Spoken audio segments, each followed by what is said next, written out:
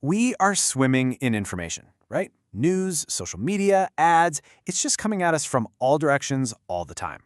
But have you ever stopped to think about how we actually form our opinions in the middle of all that chaos? The way information spreads is probably not what you think.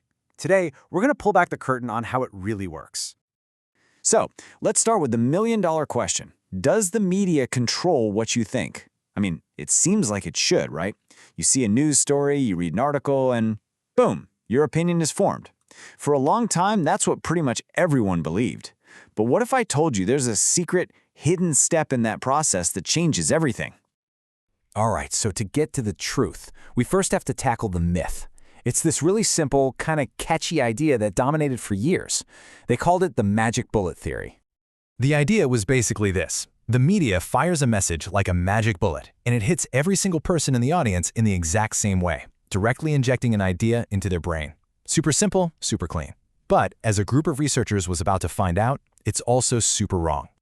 And this brings us to the story that turned everything we thought we knew completely upside down. It all kicks off during a really intense presidential election back in the 1940s. So picture this. It's 1940. A team of sociologists led by a guy named Paul Lazarsfeld goes to this one county in Ohio. Their mission was simple. They wanted to prove how powerful radio and newspapers were in swaying voters' minds. They thought they were just going to confirm what everyone already knew. Oh, how wrong they were. And these guys were thorough. I mean, for months, they kept going back to the same 600 people, over and over again. They asked them about everything. What radio shows they listened to, which papers they read, and who they were thinking of voting for. They were gathering just mountains of data, totally expecting to see this clear line connecting media to votes. But when they crunched the numbers, the data told a completely different story. And here is the absolute bombshell. The data showed that the media wasn't the big influencer at all. You know what was? People talking to other people. Yep, conversations with family, chats with friends, arguments with coworkers. That was way more powerful than any newspaper headline. This discovery was a complete game changer. So, out of the ashes of that magic bullet myth, a brand new, way more accurate theory was born. It's called the two-step flow of information. Okay, so what is it? Here's the big idea. Information doesn't just go straight from the media to everybody. No, it flows from the media to a small, special group of people called opinion leaders. And then it flows from those people out to everyone else in their social circles. Look at this comparison, it makes it so clear. The old idea was just one step. Media, straight to the public. Simple. But the new theory adds that crucial middleman. It goes media to opinion leaders and then to the public.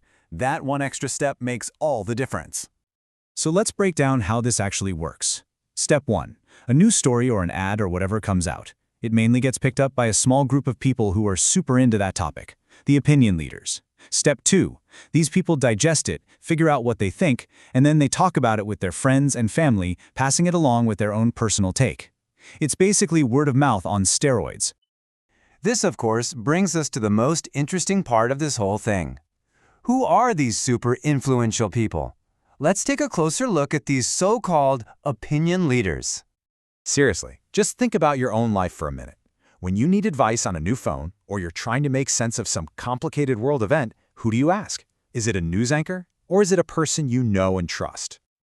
Now, these opinion leaders aren't usually famous celebrities. They're just normal people in our communities who happen to be really passionate and knowledgeable about a certain thing. They're the ones who read all the articles, watch all the videos, and are just, well, obsessed with a topic. And because they're so into it, we trust their judgment. You absolutely know these people. We all do. It's that friend who can tell you the specs of every phone on the market.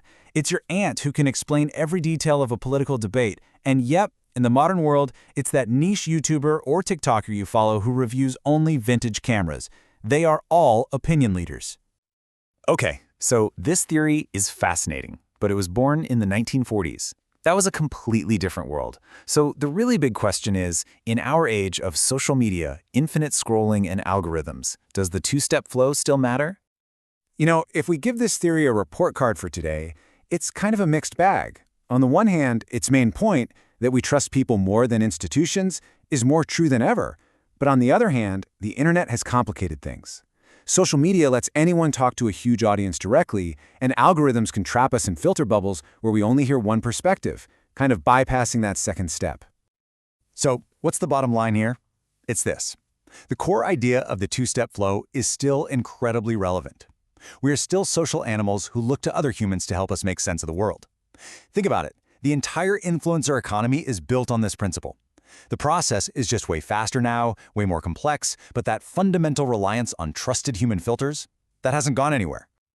And that leaves us with one last thing to think about. In this wild world of endless feeds and crafty algorithms, it's more important than ever to ask yourself, who are the opinion leaders in your life?